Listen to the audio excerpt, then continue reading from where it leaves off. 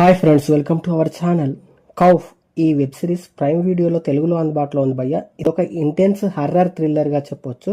Total 8 ఎపిసోడ్స్తో ఉంది. Each episode 40 to 50 minutes ఉంటుంది. అక్కడక్కడ రొమాంటిక్ సీన్స్ అయితే ఉన్నాయి, కాబట్టి ఫ్యామిలీతో చూడకపోవడమే బెటర్. ఈ సిరీస్ చూసాక నాకైతే నచ్చింది భయ్య. హర్రర్ సీన్స్ బాగానే ఎలివేట్ అయ్యాయి అనిపించింది.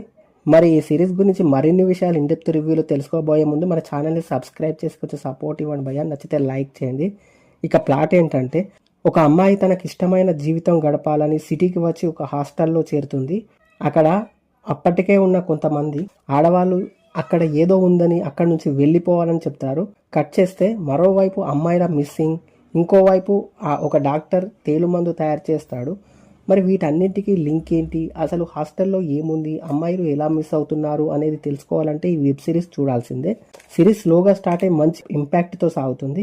5th ఎపిసోడ్ నుండి హర్రర్ అండ్ థ్రిల్లింగ్ ఎలిమెంట్స్తో ఎంగేజింగ్గా ఉంటుంది. బ్యాక్గ్రౌండ్ మ్యూజిక్ బాగుంది. హర్రర్ సీన్స్లో బాగా ఎలివేట్ అయిందని చెప్పొచ్చు.